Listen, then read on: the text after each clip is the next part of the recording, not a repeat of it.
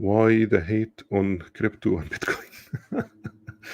دي برضه من الحاجات اللي غالبًا أنا كنت يعني في الفترة اللي ما كنتش عارف أعمل فيها أي live streams، أو كانت بتيجي فرصة كنت باعمل حاجة فيها وبتاع، كانت ليها علاقة بالكريبتو أو ليها علاقة بالكلام ده.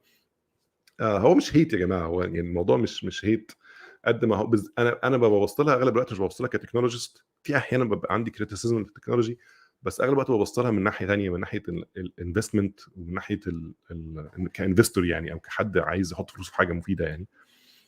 وده طبعًا خلّاني إن أنا أبُص في الحاجات دي. ما ممكن واحد مثلًا محتاج يحُط فلوسه في أي حاجة، بيبُص إيه المتاح. لمّا جيت أبُص على الحاجات اللي ليها علاقة بالcrypto الصراحة يعني ما كنتش قادر يعني ما أتكلّمش، لإن كنت حاسس إن في عَتَه كتير بيتقال، بتخلّي الموضوع ممكن الواحد بيبقى عنده illusion إن هو بيعمل حاجة مفيدة، لكن هو actually مش بيعمل حاجة مفيدة. ودي بقى فلسفة، الفلوس كلّها فلسفات مختلفة يعني. لكن هي الفكرة في إن اللي أنا شايفه إن investment strategy معناها إنّك تشتري حاجة والحاجة دي غير مُنتجة وتقعد جنبها مستنيها تكبر. ده في وجهة نظري مش استثمار. يعني أنا اللي أنا أعرفه يعني عن الاقتصاد وعن الحاجات اللي لها علاقة بالfinances، إن اللي بيgrow الwealth أو يعني اللي بيعمل ثروة هو الشغل، سواء أنت اللي بتشتغل أو غيرك بيشتغل. أوكي، يعني أنت ممكن تكون أنت شخصيًا بتشتغل فبتكسب. أوكي، فجالك دخل، الدخل ده جاي ما جالكش إعانة، أنت اشتغلت وأنتجت حاجة فخدت أجر. أو إنك أنت استثمرت في حاجة بتعمل الموضوع ده. يعني أنت مثلًا رُحت حطيت فلوسك في شركة، والشركة دي استخدمت فلوسك إنها كبّرت الشركة مثلًا، والشركة دي بتنتج حاجة، فأنت خدت ريع مثلًا، وطبعًا حجم الشركة كبر فمساهمتك فيها بقت ليها قيمة أكبر، فده make sense.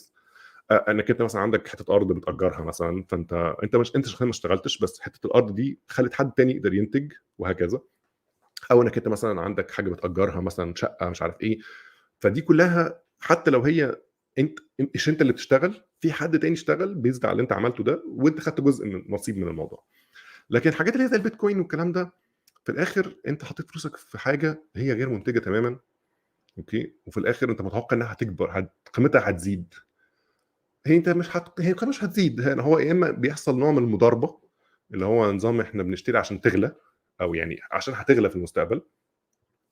وهتغلى دي بقى ليه الله أعلم. يعني هي غالبًا بتكتشف إن هي بتغلى علشان الhype.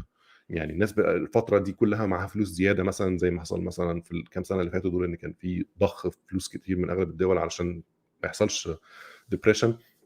فالناس بقت تدفع فلوس كتير، فابتدوا يدوروا على أي حتة يحطوها فلوسهم فيها، فحطوها في مثلًا حاجات زي البيتكوين والّا غيره. مش بس في البيتكوين، حطوها في حاجات تانية كتير. فده طبعًا رفع الأسعار شوية، فالناس حست إن ده استثمار. لكن هو في الآخر أول ما الفلوس اتسحبت، هم أكتر حاجات انهارت هي الكلام ده، لأنه ده ما فيش أصلًا يعني الفلوس دي ما بتعملش حاجة، الفلوس دي قاعدة ما بتعملش أي حاجة. فده في وجهة نظري إن هو كان كنوع من اللي هي الphilosophical debates بقى في الموضوع ده. يا جماعة إيه، واضح إن في هنا غلط، يعني في حاجة غلط بتحصل هنا. طبعًا ده في البيتكوين تحديدًا. الكريبتو بقى كان أسوأ. يعني الكريبتو بقى كسوق أسوأ. يعني اللي هو بقى كل واحد وابن عمه عامل له coin وبيحاول يسوّقه. الcoin ده بيعمل إيه الله أعلم. طبعًا بقى في مصايب تانية، اللي هي بقى عامله زي شركات توظيف الأموال اللي كانت موجودة في الثمانينات والسبعينات والفترة دي. بقى في بقى إخواتها في الكريبتو بقى، عصر الكريبتو بقى، اللي هم زي Voyager وCelsius و3 Arrow Capital والحاجات اللطيفة دي كلها، وBlockFi وآلاف الحاجات اللي هو centralized finance decentralized finance. كل الكلام ده اللي هو نظام إحنا هناخد الكريبتو بتاعك على الكريبتو بتاعه وعلى الكريبتو بتاع الناس كلها، ونديكم dividend أو يعني نديكم أرباح. الأرباح دي تيجي منين الله أعلم، ما بتجيش من أي حتة. إحنا بناخد فلوس الناس ونديها لبعض، بونزي من الآخر يعني. فطبعًا يعني بقيت بتشوف مصايب بتحصل يا جماعة، والناس أصلًا يعني أنت أي حد بيتعب في فلوسه بيبقى بيحس إن الكلام ده يعني مؤلم. يعني أنت في ناس بتوصل لمراحل، يعني لو تتابع مثلًا Reddit. Reddit في بقى subreddits كتير، فمن ضمنهم مثلًا الsubreddit بتاع Voyager أو بتاع Celsius. الناس فجأة تحوّلت من إن هو بيتكلموا بقوا بيتكلموا في إزاي يعني الناس تلحق نفسها قبل ما تعمل في نفسها حاجة. لأن الناس بتحس فعلًا كل اللي حيلتها اختفى فجأة. واختفى مش بس لمجرد إن هو مثلًا لو أنت شاري مثلًا سهم وسهم وقع شوية أو حتى وقع كتير، فأنت ممكن كنت بتاخد مثلًا ريع منه أو هيطلع لو الدنيا بقت أحسن. لأ، أنت بتتكلم في إن ده فجأة الشركة دي فلست تمامًا، وفلوسك الله أعلم هترجع لك أصلًا والّا مش هترجع لك. والموضوع كله بقى خلاص في إيد القضاء دلوقتي وبتاع، اللي هو حاجة فعلًا زي أيام الريان والشريف والحاجات اللطيفة دي. فطبعًا ده حاجة سيئة جدًا يعني. فده اللي خلّى الواحد يتكلم في الموضوع، لكن هو أصلًا يعني مش حاجة لطيفة أوي يعني. فمش hate أوي قد ما هو محاولة كده إن الواحد